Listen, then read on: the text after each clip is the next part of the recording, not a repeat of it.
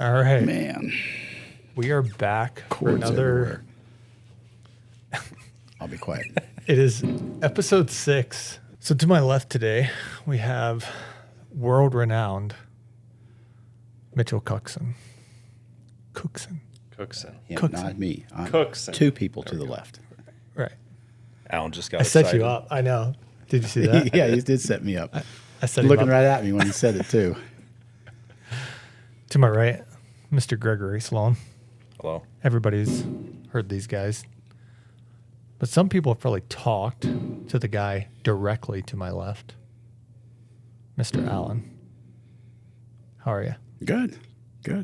Loving life, living the dream. Is this the first podcast that you've ever been on? Ever. Ever. Well, welcome. Let's see. Where do I have that? I've been on the little- news, but Don't I have that thing? never on a podcast. First podcast. It's good. Okay. So we wanted to bring Alan on today. Can you tell us a little bit about yourself, what you do here at Barnes? A little bit of background about Alan. Well, I started in the ballistic lab. Okay. Was there for a couple of years working for Greg. Thoroughly enjoyed it. Saw that there was an opportunity to utilize my knowledge and my years of experience, decades of experience, actually 6 decades. I started when I was like 7, 8 years old, reloading, casting bullets, getting into this. And it's been my number one love as far as a hobby ever since. And I saw an opportunity to talk to people about ways to help people. My wife, she says, like if I'm heading to the range, I said, I'll be back in an hour. And she goes, no, you won't. You're going to bump into someone and you're going to be talking to them. I'm like, yeah, you're right. You probably talk to somebody for an hour. Try not to. Yeah. Okay. Because I could even get burnt out talking to one person for too long. Yeah. But yeah, I've been in there for a number of years. Really enjoy it. Love the people I work with. Love the working conditions. And this is, to me, this is a epitome of my career as far as what has led me up to this. I don't see myself doing anything else, going anywhere else until I retire. Right. And really enjoy it. Barnes is a great company. I've been here for 3 ownerships now. This is the 3rd one. This is the best one I've seen so far. Really having a lot of fun. Nice. So, I mean, I guess going back even a little bit more, and I know that you kind of hit on it, right? That you were reloading at 7, 8 years old and stuff like that. But like, tell us a little bit more background of you, like, because you were in the military, right? Yeah. So talk a little bit about that, and I guess your shooting experience, right? Like Yeah. Like you talked about going to the range, but I mean, I know that you shoot a lot of competitions, right? yeah. So Okay. let's discuss some of that, Okay. some of your hunting experience, right? 24 years Army. Okay. Enlisted right out of high school, get the GI Bill, but went into weapons repair, fixed anywhere from 1911 to an M110 howitzer, 8-inch howitzer. Yeah. Did that for a number of years and then switched over to EOD and had a lot of fun doing that, blowing stuff up. Yeah. But I don't know how many years ago I started getting into longer range shooting, and then 16 years ago started shooting precision rifle series or style shooting matches. Right. I think it was before. Well, it was definitely before NRL. It was and Hunter NRL 22. I'm not sure if PRS was actually up and running yet. Would run shoot a lot of local club matches, probably about 3 weekends a month. Yeah. And 4th weekend, I spent reloading and kneeling brass, and then back at it, and had a lot of fun. Met a lot of people, a lot of wonderful people. Sometimes I win a match, usually not, but would do okay. Yeah. So, and then How many matches do you think you shoot per year? now not so much. I'm starting to age out. All right. All right. But you recently shot one, right? Yeah, shot an NRL Hunter match at the North Springs Range south of Price, Utah. I think it's I won't say it, but You can say it. It's okay. you sure? Well, we can Okay. just say a competitor. A competitor was mainly the- sponsors. it. Right, mainly sponsored match.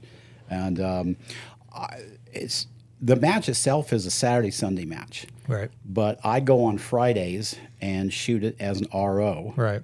And so we end up shooting a 2-day match in one day. Makes for a very long day. Last year, Verl, Dallin, the match director, he had us run 24 courses of fire in one day. Wow. This year he went easy on us. We only had Is 19. that why you're aging out of it? Because you can't shoot 24 in a day, or what? It does make for a very long day, but I'm still capable. Yeah. I'm still capable. I just don't move as fast. I don't get up off the ground as fast, so I Right. usually time out now. But Okay. I didn't always. So, and then on Saturday and Sunday, I actually am in charge of a course of fire as the range officer for that course of fire. Nice. And I love it because I get to know more people. People come up. Sometimes I only see them yearly at these matches. Right. And I get to share with some of the competitors. I get to teach some of the competitors, but I also learn from what I watch. Right. And I get to incorporate that into what I do. Well, it's kind of interesting, right? Because being an RO and doing it well before anybody else does it, right? You're kind of the first couple of guys that Yep. really run through the stages. Right. Me coming off of the first time that I've ever shot at NRL Hunter this year, It was right? last Like, month, wasn't it? yeah, I mean, it was a little while back, right? But I was able to obviously experience that for the first time, but then like watching like what the ROs are seeing, I would look at it as a way, like you said, to learn, because you get to run through it and kind of remember what you did on that stage to try to get through it. Yeah. And then you see some of these, top guys out there, Yeah. and how cleanly they're able to just get through a stage. Yeah. Right. They got 45 seconds, a minute left. It Yeah. feels like when Yeah. they're done, and you're like, man, how did you get off? You had first round engagement every time, whatever that it is. Yeah. So I'm sure that's pretty cool, and probably like helps your shooting ability or your thought process, right? Of knowing the next time I do that, Yep. I'm going to try this Very to see much if that so. helps me. Very much so. Yeah. I like it when the youth or the young gun shooters and what they call skills shooters come Right. up. They're not up there for points or prizes. They're there to learn. They're there to have a good time. Yep. And if they ask for it, and I'll ask them, we're allowed to actually coach them through. Right, yeah. And so I get to impart my years of knowledge and experience while they're on the clock. And when they come off the clock, I can spend a little bit of time with them, but then I got to bring the next shooter Right, up. yeah. Otherwise, they're like, Alan, hurry up, quit up. You're talking to too many people. Look at the line back there behind you. Right. So Yeah, I mean, like when I shot my NRL, I just did skills, and Yeah. and it was cool to like experience that, get a little bit of help as I was going along, and I started to ask for more as I started to Right. do more Right. stages, because the first couple you're just kind of like, I don't even know what I'm doing. I'm Right. just trying to like engage targets, try to get through with the time. But as I kind of started to see other people doing that as well, it's like, oh, okay, I can actually get some help while I'm doing this, because like you said, it's just more for getting the experience rather than trying to actually get the points Yeah, and, yeah. and quote compete. And me at my stage, I'm there to prove myself. I'm there to prove my equipment, my techniques. I'm not trying to earn points. I'm not trying to earn prizes because Yeah. I'm no longer up in there anymore. And so that's what it is to me. Yeah. I mean, like this match, I shot my 6.5 by 47 with our 145 match burners. Did a whole lot better. Last month at the Vernal match, I shot a 300 Win short mag Wow. with 200 Match Kings. How's that? Well, they came up. People are like, "Hey, did you see your impacts?" I'm like, "I didn't see nothing." Recoil, there was enough recoil. Even with a really good muzzle brake, I'm not seeing impacts. I'm not seeing misses. I'm just sort of, hoping I'm right in there. Yeah. If I did see one impact, it was about 900 yards. Okay. I had enough time to get back on target after the recoil and actually catch the impact. Nice. So, anyway, Well, I mean, you kind of covered it there, because I was going to ask you, like, what's your caliber of choice when you're shooting these matches, and what's your ammo selection or bullet selection, because obviously you're hand loading. yeah. I ran 3-in-1 mag one match, and then this year the 3-in-1 short mag. But I typically run my 6.5 by 47. I've got a couple different rifles. One more of a traditional, hunting rifle, short barrel. I run it suppressed with more of a typical hunting scope. Still dialing up. You Yeah. need to. Right. And then the other rifle's a little bit more tricked out, more features. It's got a chassis. It's got a surge in action. Yeah. Things like that. Detachable. Where the first rifle, I was actually single loading from a stock pack on the side, dropping in cartridge at a time. Seems like that's kind of slow. It is a little bit slower. Right. But again, I'm not worried about trying to get all the points. I just want to get one hit, one target. That's my goal. Okay. Don't walk away from a course of fire with a 0. Yeah. Yeah. I'm gonna butt in here. The 6.5 by 47. Yeah. That's a great cartridge. great cartridge. I think we need to talk about that for a Yeah. minute. Greg shoots it too. I do. Let's go. Yeah, that's actually so. I met Alan for the first time. Yeah. I don't remember the year. At least, well, hold on. 2008. Okay, he remembers the year. He remembers your birthday, too. September He does. 2008. I don't know why. I don't know why he did- why. I No, I don't think know it's why- important to note you guys are actually related, right? No, No. no, No. not at all. What? Well, there's a reason we sat you two together. Exactly. I mean, the- everybody can see the resemblance. The inside joke is Alan is everyone's dad. Yeah. Well, I mean, we know that he's Mitchell's dad, like For sure. actually like biological dad. Yeah, There's But no he was proof. shooting a match instead of walking him down the aisle a couple weeks ago That's at his true. wedding like he was That's true. supposed to be, because the match was more important. But I wanted to go be ahead. there. So 6.5 by yeah. So yeah, I met Alan at a match, 2008, I guess. It's been a September long 2008, the Utah State time. Sniper Shoot This is Championship. probably before PRS was even PRS. I think so. It was practical precision rifle. Yeah. Utah State. Yeah. And it was a 3-gun thing. It Yeah. was carbine. It was handgun, like in the police shoot house, as Yep. well as long range precision. Yeah. So I was there as a Barnes rep, Yeah, shooting the match, and I was on Alan's squad. nice. So that's when I first met Alan. That's It was fun. But yeah, he Was love at first sight. it was. Yeah, yeah. we No, switched we, emails, and I yeah. email him questions over the next few years. And Yeah. then all of a sudden you got a job. And then he got a job. Yeah, he would reach out and ask a bullet question. I remember getting a few phone calls from him over the years, and hey, I'm gonna go hunt elk, and what about this, and what about that? So Hunting elk yeah, in Utah. That's my favorite. That's your favorite? Yeah. How many times have you done it? Too many times to count. Okay, how many times have you done it in Utah with a good tag? Good tag once. Yeah. that's about it. There, Yeah. You don't. How many years have you lived in Utah? 42. Wow. Okay. I'm glad I'm not a Utah resident. There's a reason Dale There's doesn't a live reason. in Yeah. Utah. Yeah. If you want to hunt often, there's a lot of quality. Yeah. I heard There's just not opportunity. Idaho's really nice for that. Wyoming's really nice for that. I notice you're not saying Montana. I did not say Montana. Stay out of my state. Montana's the place to go. Yeah, everyone move to Montana. That's yeah. Leave Utah. Yeah. Bozeman is really nice. Bozeman. Helena, Go Missoula. Utah's full. Yeah. Utah's full. Full. We're full. I see places for sale all over the place around here. That's Because they're all moving to Montana. Yeah, because they want tags. But yeah, 6.5 by 47. Alan shot one before I did, but it's an awesome cartridge. Yeah. When I started getting more into competition shooting, in fact, the match that I met Alan at, I was shooting a 6.5 284.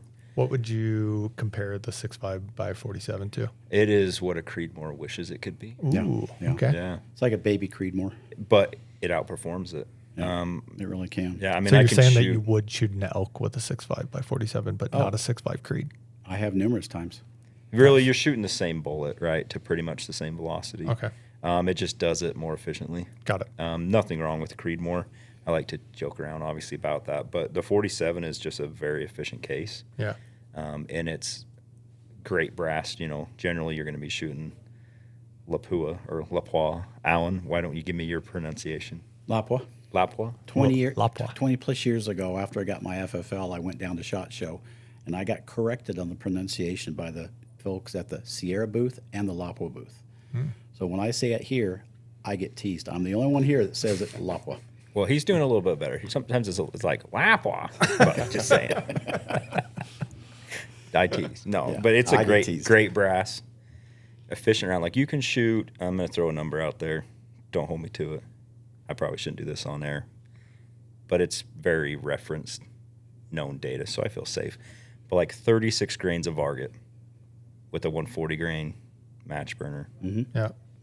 will get the same velocity that a Creedmoor will, burning a whole lot more powder. Right. Okay. And I mean, my gun just shoots. I'm talking like .2s Really? consistently. Wow. Yeah.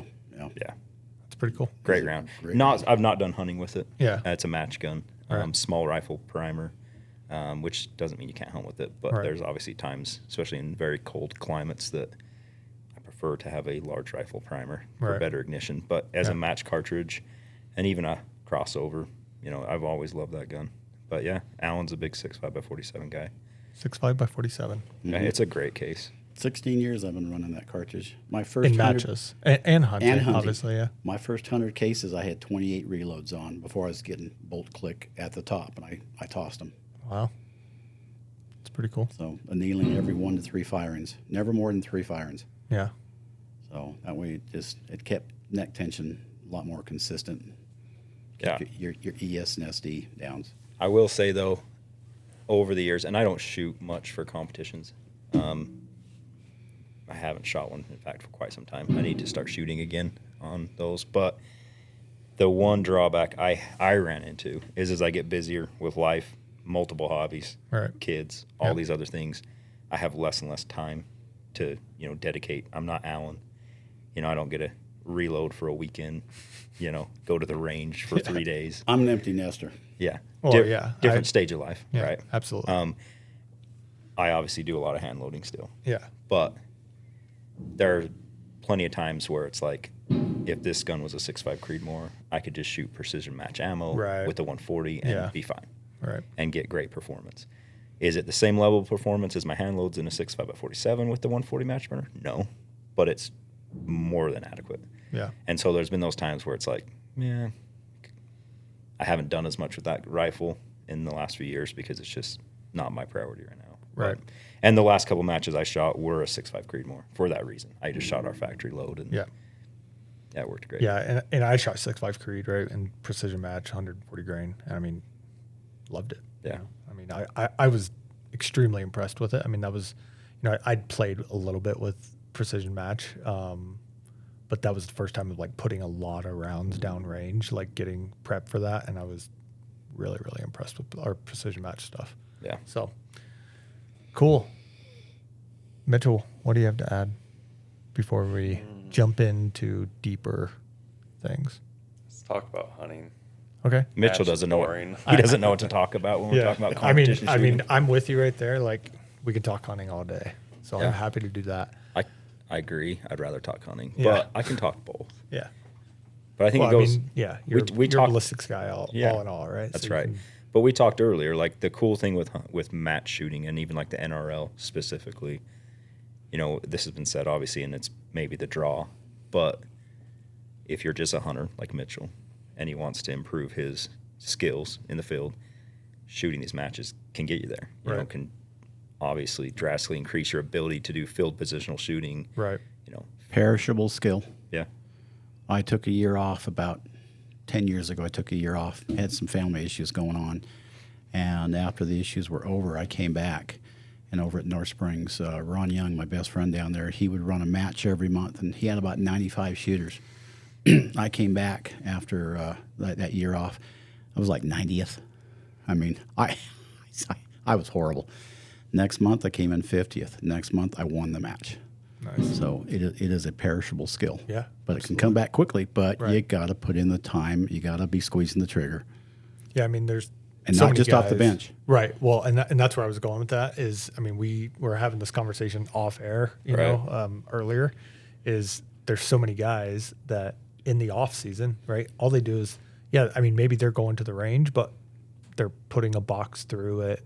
They're shooting on the bench. They're shooting out to 300 yards, whatever that it is. Right. But then they never get into those positional type of shooting, things. And then they get on this hunt and they're, everything's happened so fast, right? Right. In that scenario that you're not able to get comfortable. You potentially miss your shot or make a bad shot because of being in a position that you're not comfortable with. Yeah. I think as hunters, it's easy to focus on the game, the scouting, the tags, Right. the application strategy. I mean, we get so far into that now with Absolutely. the technology, what's out there, right? We can dig into, if you're like many of us out here, we're hunting multiple Western states. Right. You can get so wrapped up into that that sometimes the shooting is like the last of it. Right. Like Well, you're putting the least effort to that. And it's kind of funny, right? Because we have the inside joke that everybody wants to get tricked out optics, tricked out guns, everything like that. And then like the ammo, the bullet is the last thing Yeah. they ever think about. And it's almost the same thing, but what I'm getting at is that, right, is that the bullet's the only thing that touches the animal Absolutely. to hit the animal. So if you turn that into the scouting, into the prepping, into whatever, going to the gym and everything like that, right? You can be the most prepared ever, but if you're not shooting regularly or shooting in proper positions and putting in that time, now your once in a lifetime opportunity comes up Yeah. and you make a bad shot or you completely whiff or whatever that it is. It's like you need to be doing that as much as possible, and the other stuff will kind of work itself out, if you will, right? I mean, you could still be doing some of that scouting or Right. I mean, they all matter. right. Yeah, 100%.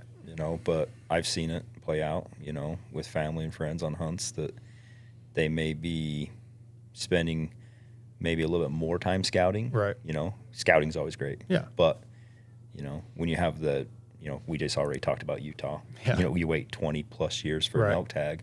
You want to be on the mountain every weekend locating that big bull, and I get it, but if you're not going to the range, guess what? When it comes down to it, Yep. is your system dialed in? Do you know your load? What bull are you shooting?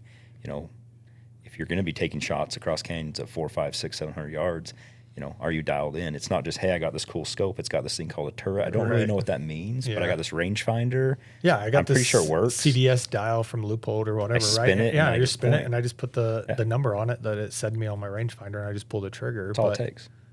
I mean, to an extent, yes. But if you're not, shooting off your pack or shooting off, Right. like you said, a bipod or whatever, a tripod. And even just Tripod. understanding the wind, your zero. Right. How does your and not to bash on any optics makers, but I have shot everything under the sun, right? Top Yeah. of the line to cheap stuff, and I really don't care whose name is on the scope. Yeah. Does it dial a quarter minute when you do Right. click Every every single single time? Have you done a tall target test? Have you verified that? Are you accounting for that in your solution? How return to zero is it when you dial that turret and you just dial 15 minutes up? Right. When it returns to zero, is it right back to zero, or now is it 2 inches low? Right. All these things, if you're not out there verifying and spend the time practicing and gaining those skills and understanding where your limitations are, where your equipment's limitations are, it could come to bite you. Yeah. Tripods. Tripods. I'm seeing a lot more tripod use in the field, and it's a very valuable tool, but there are limitations. Right. There are mistakes that can be made unless you have shot ahead of time and figured out shoulder pressure, angle up and down, things like Right. that. When I was watching you on the NRL Hunter, I'm like, I was impressed. I was like, you were shooting pretty much off tripod from what I could tell. Yeah, it was weird. It was like I was trying a lot of different positions as I went through the stages because shooting the skills, I was watching what other people were doing, right? Because I was trying to kind of like, okay, this guy's been doing this for a while because we were in a group with some guys that shoot them regularly. Yeah. And I tried to watch those guys and be like, okay, I see what they're doing here, and then they're moving to that position or whatever, right? And as a skill shooter, you're allowed to do Right, that. exactly. And then I would try to go mimic Yes. what I saw them do. Yeah. Well, because I'd never really practiced a Right. lot of those, Right. I wasn't shooting very well. Right. So immediately I wanted to go back to what do I know and what am I comfortable with, Mm-hmm. right? So that's when I started pushing to shooting tripod on most of those stages from then on out. So you are comfortable if I shooting could, tripod. because I could just shoot it much more comfortable Yeah. from a seated position, for whatever reason. And I didn't even have a rear support, right? I was kind of like using my knee as much as I could Yeah. or something like that as a rear support. Yeah. But yeah, I mean, and it was great to be able to have, because Colby and I both went and he shot it for Sierra, right? I shot it for Barnes. Yep. And we kind of videoed each other, right? To be able to create that content. So it was great to have Colby there to be able to video me. And now, I mean, I didn't even know that you had watched it, right? Yeah, So like, I watched it. like knowing that I could critique myself and see where I was kind of messing up or something like that, or potentially jerking the trigger or whatever. And then having, potentially you now help and critique that, right? As somebody that's been doing it for 40 years. I mean, that's pretty. I noticed you sat mostly when you were shooting off tripod. Yep. Most shooters are kneeling or at least one knee down. Yep. Rarely are shooters actually sitting and doing it because their tripod's higher. Right. The beauty of the tripod is, well, when it comes to any type of shooting, the lower the ground you can get, the more stable you are. But Right. sometimes you can't always be prone and see where you're shooting, so you got to get up, and that's where you got to start practicing those other positions Right. and figuring out what you're good at. what little tricks help you improve that. So if you're learning to shoot off of a tripod, you need to figure things out, Right. and not just on a flat square range where everything's flat, but shooting Absolutely. up and shooting Yeah. down. Well, and I mean, and that's where I was able to kind of do that. I had some uphill, some cross canyon, some downhill type of stuff. But to me, it was like, if I can sit on my butt, again, I can throw my knee up there. I can use my knee as my rear support with my elbow. And I just kind of knew that from, again, I mean, I've been shooting for Yeah. 35 years of my life. I just kind of knew that from doing it in the past, doing it in the military, everything else, right? So it just kind of like naturally was like, okay, I know I can do this pretty damn accurately. Yeah. So I might as well just like go back to what I know rather than trying stuff. Even though I'm in the skills, right? I still want to be as competitive as I can be and hit targets as I can. Yeah. So I would watch shooters who could come in as a skills division shooter, Yeah. and I'm like, this guy's not skills. He's a very good shooter. He's just never shot this match, so he Right. comes in and tries it, which I think is a great concept. yeah. So it introduces him to him, and that way he's able to figure out, does he want to do this as a competition, or Yeah. does he want to just do it to improve his own Well, techniques? and I mean, to be honest, right? Like, I'm not trying to go do NRL No, I know hunters you're not. all over Yeah, the place yeah. and really compete. I just want to make my shooting better, and it gives me something to do in the quote off season. Yep. Right. I mean, we did that right before Mitchell and I went on that bear hunt, so it was like a kind of a perfect timing. Right. I got a weekend long of shooting, shooting whatever 150 rounds, something like that. Right before we were able to go and do a cool bear hunt, and it kind of set something. And I was literally shooting a 6.5 Creedmoor on both of those different. Like one was in the one on the hunt, one was in the NRL hunter, and then I just changed guns and shot our LRX Yeah. on that hunt. Yeah. So Does he snore? I mean, I never heard him.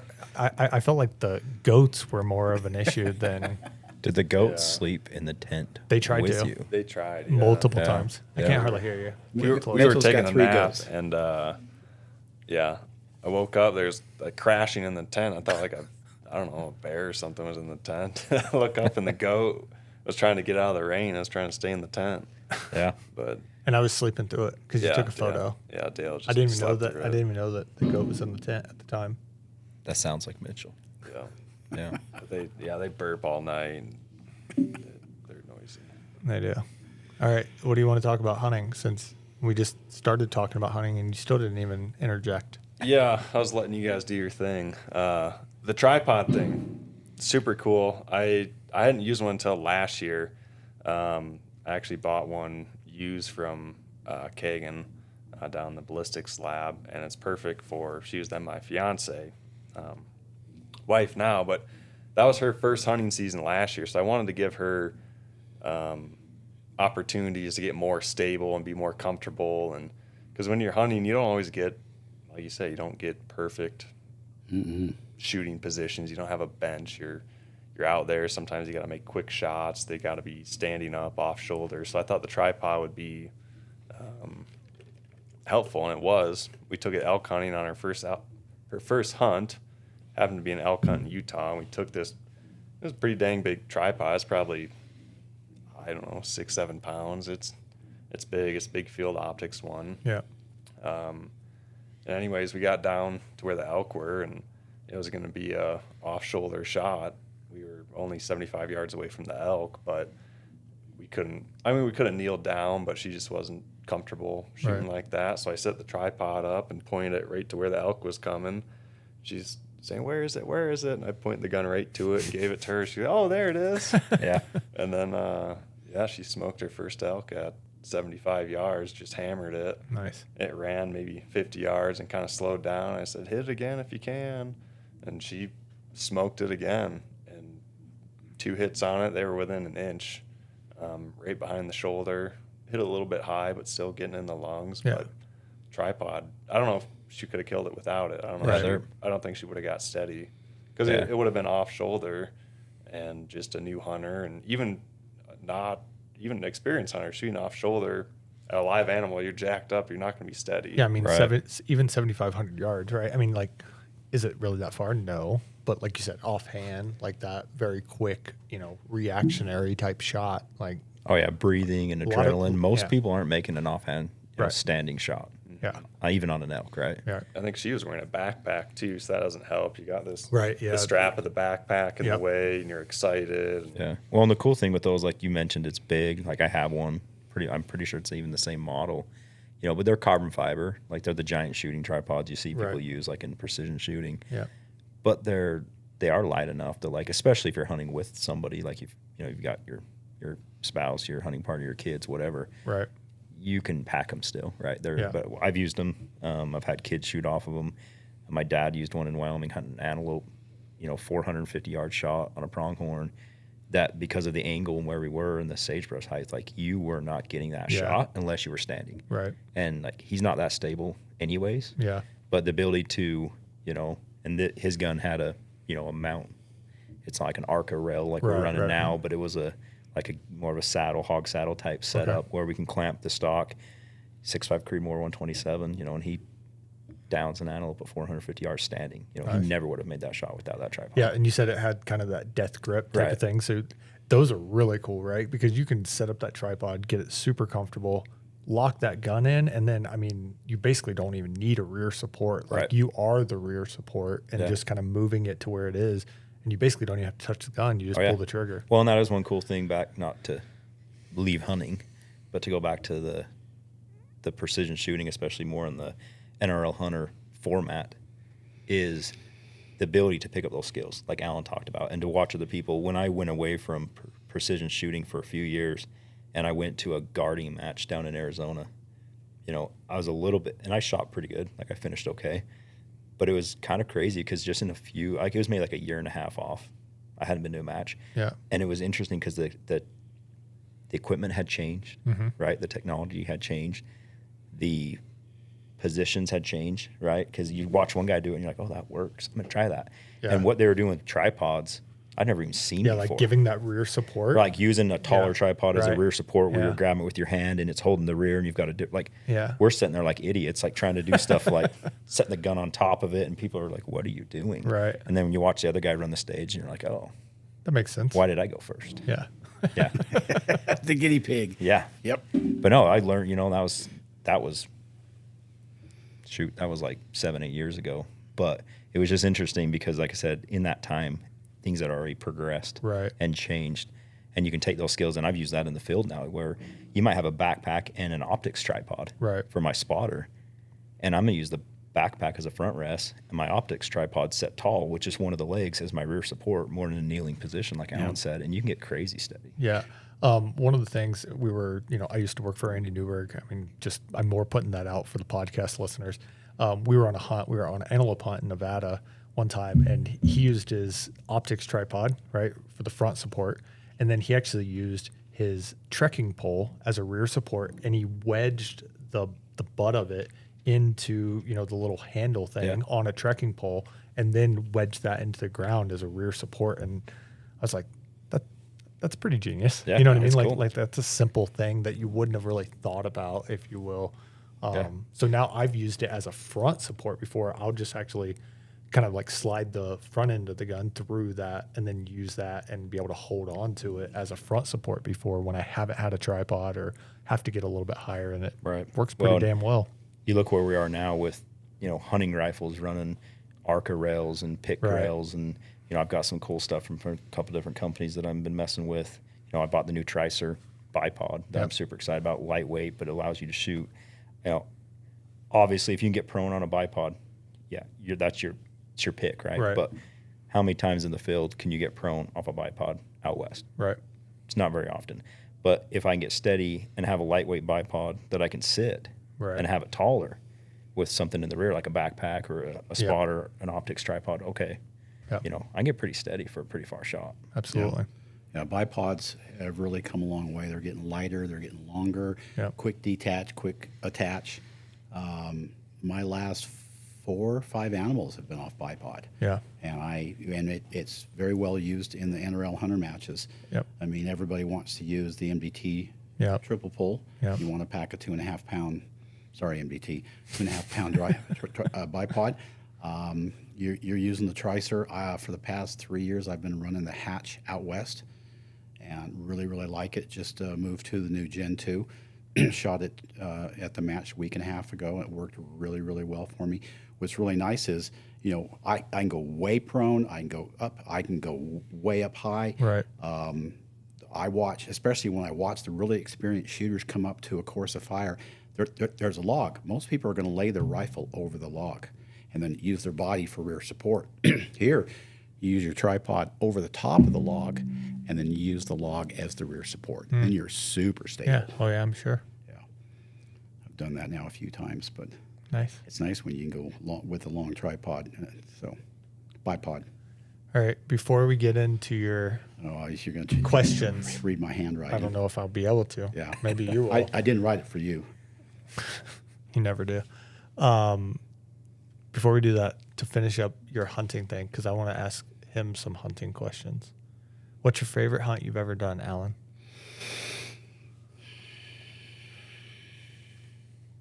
Boils down to 3. Okay.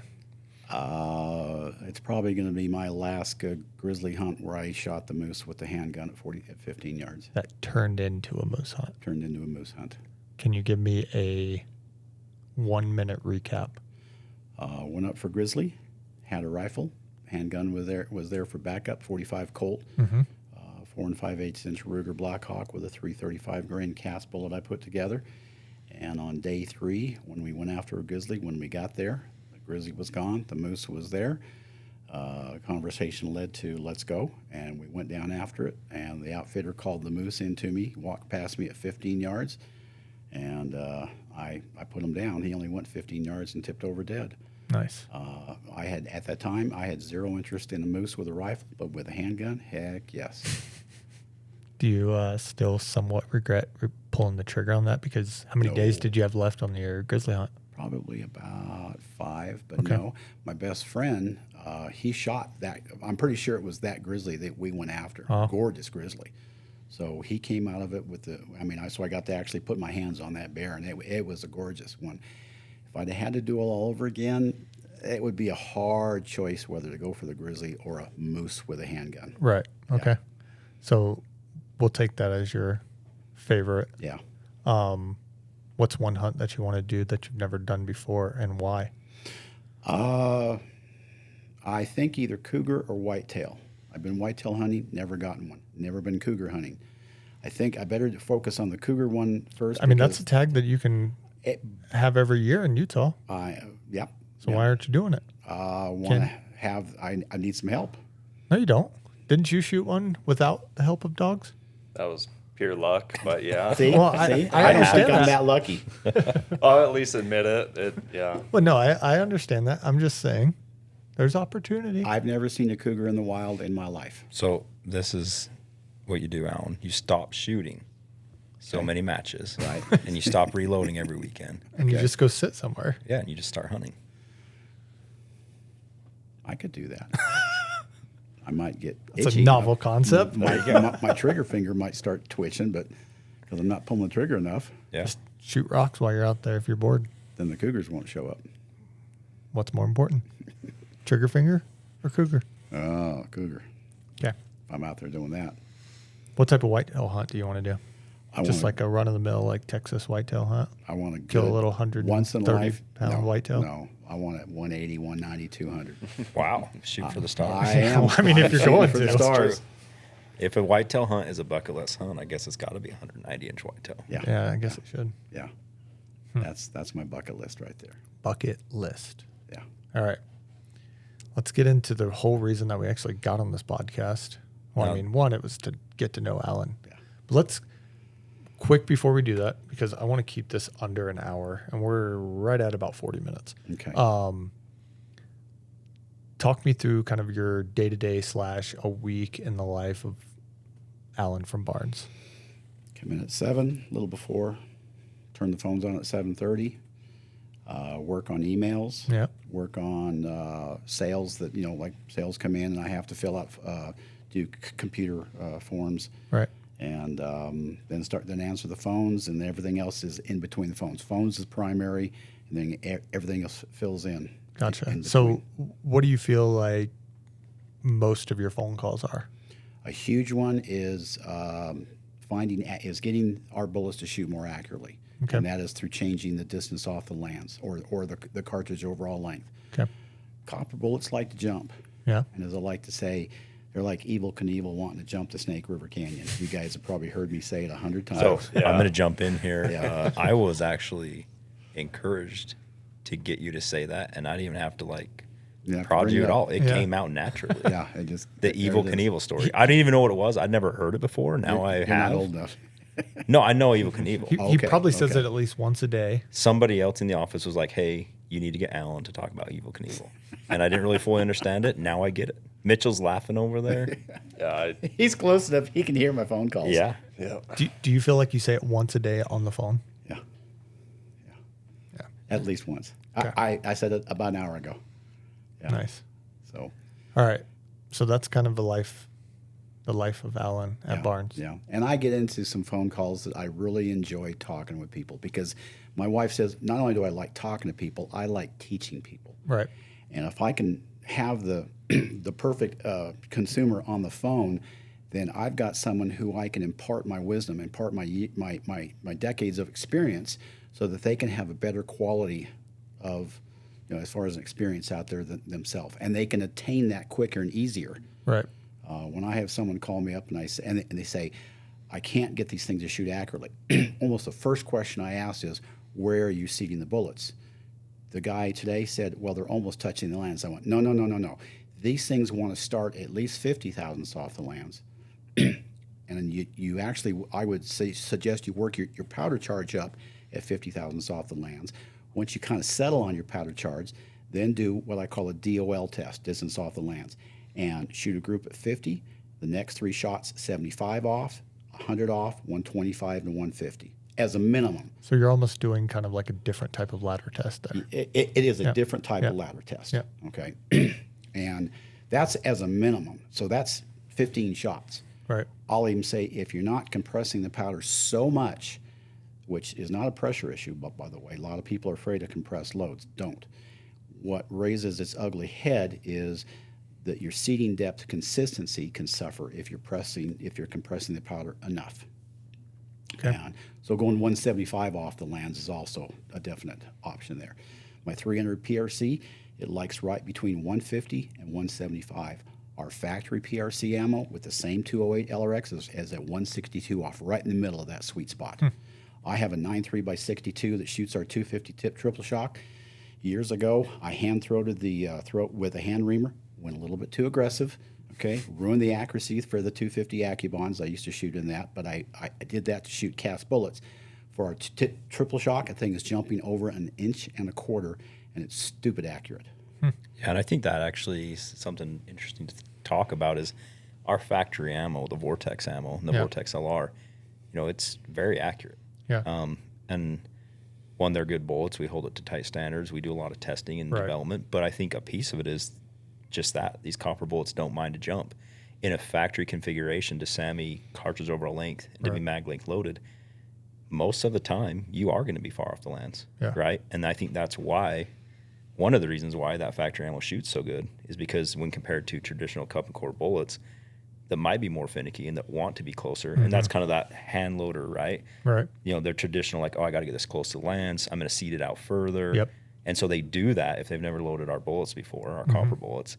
And like Alan's saying, okay, it's kind of opposite with these. Right. But it's kind of interesting to think about is like on a hand loader side, what I would do to get a lead core bullet to shoot better sometimes is move it closer. With our copper bullets, it's not necessarily the case. But the flip side of that is our ammo can shoot so well in standard conventional chambers Right. where maybe a lead core doesn't. I'll bring up a Weatherby. Weatherby cartridges are known to have a lot of free bore, right? A long throat. Yep. I had just a Weatherby Vanguard 300 Win Mag years ago. I actually used it to kill my big bull in Utah. That thing with our 180 TTSX was 250 thou off the lands. Okay. I mean, that's 1/4 of an inch. Yeah. Yep. And in conventional hand loading wisdom, Yeah. you'd be like, no, that thing's flat out not going to shoot. And it would shoot sub MOA. Right. I mean, it was consistent sub minute. So something pretty interesting. Nice. That was a good little knowledge bomb there. Yeah. Usually when you're jumping that far, you're not pushing the bullet into the case that far. Yeah. You just have a throat that's probably longer than normal. Right. So I was wondering where that 250,000 came from that we suggest that you can go up to. So Yeah, like in the lab, we have test barrels because obviously we measure everything, right? We Right. record everything. We know Yep. when we test bullets off the press, we know everything's tracked. Barrel serial number, load data, lot number of powder, primer, all of the above, charge, everything. And we monitor and track DOL, Yeah. distance off the lens.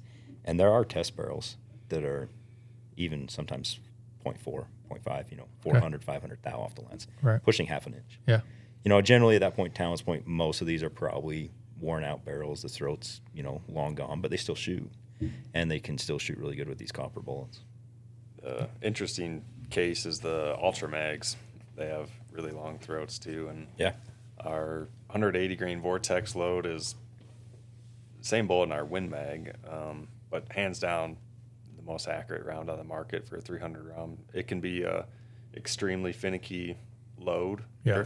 The round, the 300 Ultra Mag, not our ammo, but it shoots lights out, and that thing nominally in a Sammy Min chamber is over 0.4 inches. I mean, it's over 3/4 of an inch, or not 3/4, 3/8 of an inch, and it shoots lights out. It likes jump. Yeah, that's a great example. All right. bullet expansion, if you want to go into one more. What? Are we doing frequently asked? Did we already start this and you didn't even tell me? We got through the first one. We might Okay, be too far perfect. into this. Yeah, we might be too far That's like into a this. episode of itself. Yeah. Maybe we should save that for another Yeah, day. we All did. right. We did cover some of that Did in you? a previous Give me podcast. another frequently asked question. Let me see if I can even read one of these and I can maybe pick one out. I can't read it upside down. I'm good at reading upside down. All right, let's play a best bullet for XYZ game. Okay. I think Greg's better at this than I am. So, can you kind of explain the question Okay. that you get Okay. there? Do people call in and say, "I've got this gun and this caliber. What's the best bullet for it?" Yes. Or do they say, "I've got this caliber. What's the best bullet Yeah, for they it?" do ask stuff like that, I'm going to come back with like, okay, what are you hunting? Right. How far out would your typical shot be? How far out do you feel comfortable taking a shot? And if It I got seems like very much like what we talked about in episode 2. Yeah. About bullet selection. Yeah. yeah. Okay. I mean, if I got a guy somewhere in the Midwest, East, hunting whitetails, and 100 yards might be a long shot, Right. no reason to go to an LRX. Yep. Probably not even a TTSX. Shoot a TSX. Right. They're known for better weight retention. The accuracy's going to be just as good. Yep. The tip, a lot of people believe that the tip, and correct me if I'm wrong, Greg, that the tip is needed for expansion. It's not. You can pull that tip off and that bullet will expand just as good. Right. Because they use fluid. They all three of these bullets use fluid. Yep. Did you cover that? Am I covering something else? That Yeah, we've covered a lot of it, Yeah. but I think you're on the right. I mean, will it's always good to hear it Right. 2 or 3 times. for right? sure. I will add just to add to you when you said if you pull the tip out, you will change potentially the expansion characteristics. Yeah, we but do it not will- recommend you Right, pulling right. the tip No, out to right, make we a don't. TTSX. Yeah. we don't. But Sorry, but you're right. It TSX. still will expand. Generally speaking, at high velocities, it's going to expand more because the cavity's bigger, and you're probably going to shed petals. Right. But you're right. Yeah, I mean, and we kind of covered this. The tip can help initiate expansion, but it's more the extreme cases. Yeah. I've seen on extreme angles. I've seen at times that maybe through brush, or if you clip a rib bone, say just at an extreme angle, I've seen where the tipped version can do better than the TSX version. Got it. So I would actually Okay. say, even if I was only shooting 200-300 yards, I'm going to lean more toward TTSX. Me too. Me Yeah. too. But, we already covered this in the TTSX LRX video. There's probably or podcast. There are exceptions to that. There's always going to be exceptions. Shorter distances or even longer distances. Yeah. Depends on the bullet and how fast it's launched. So Ellen, how often do you get requests for new calibers that we don't currently carry? multiple times a week. What do you feel like is some of the top calibers that people are requesting? The 22s, like the 22 ARC, 22 Creedmoor. Okay. Same with the 6. 6 Creedmoor, 6 arc, 400 Legend. Yep. Now this is actual loaded cartridges by us. Sure. Okay. Occasionally the 257 Weatherby. Let's see, 25, 26. I'm getting a lot more requests for the Bore Rider bullets. Bore But Riders. that's not a cartridge. That's a bullet itself. Right. Yeah. Those have been the big hot topics lately. So Yeah, I'd say in 2025, the 308 212 bore rider has finally been realized. Yeah. Thanks to Vortex Nation. Thanks to Vortex. yeah, They did an awesome job Right. showcasing the capabilities and the performance. You know, it's kind of lived in the shadows for a lot of years. We knew what it was, yeah. Right. but they did a good job of helping to show the world what its capabilities are. Right. Did a great job of doing that too. Yeah. All right. Last one that I have. We have 8 minutes to get this one. I think we can do it. Yeah. You got barrel cleaning on there. Okay. You know, I've heard that if you are making the switch from lead to copper, that you need to scrub your barrel completely. It is advisable to, Yep. because if you're running cup and core bullets, which have gilding metal in the jackets, Yep. that gilding metal is harder than the copper that we use in our bullets, which is pure copper, basically.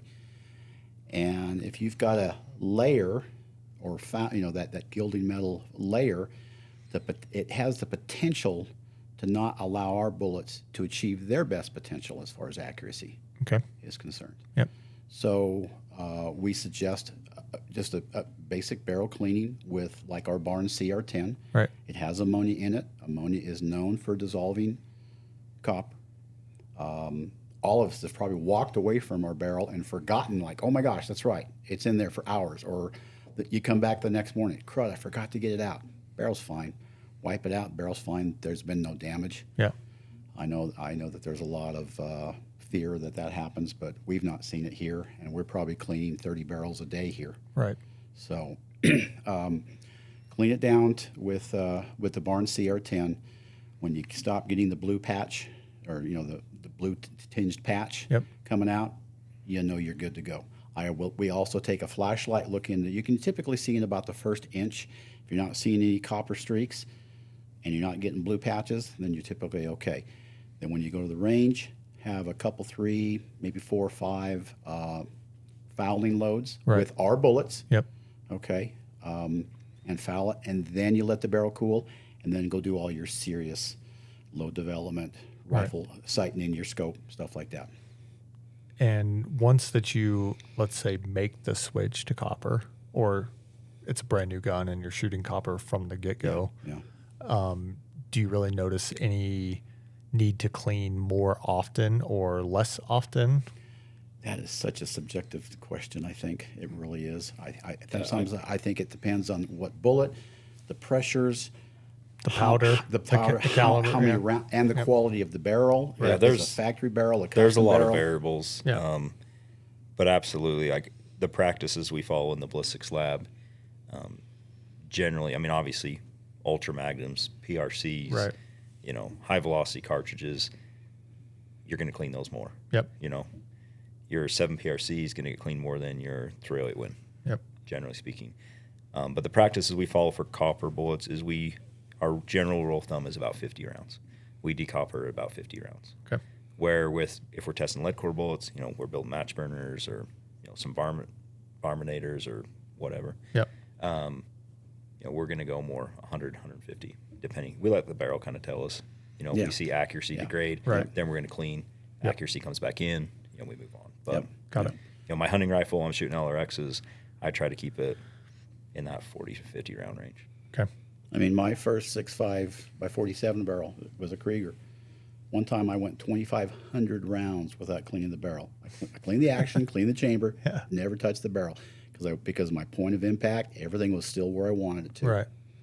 If it ain't broke, don't fix it. Absolutely. I wouldn't recommend that. No, I know these guys wouldn't. Clean your barrel. yeah, keep it clean.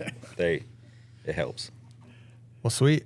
How was your first podcast, Alan? Good. It's cold in here. Oh It my god, feels amazing. It's like 100 degrees outside. Yeah. it's so nice. I can tell it gets hotter outside because the air conditioning kicks on earlier in the morning. Yeah, It was 10, that's That's what 9, happens now it's during the kicking on at summertime. 8 in the morning. Yeah. in middle to southern Utah. Yeah. Yeah. Well, I appreciate your time today. Thank you for having me on. Yeah, thanks for coming on. Thanks for being such a big aspect of this, Mitchell. I'm glad that you said 5 words the entire time. And always, Greg. Mitchell thanks does not for mind. Yeah. thanks for being on here. Yeah. Happy to be here. We appreciate everybody listening to the Barnes podcast.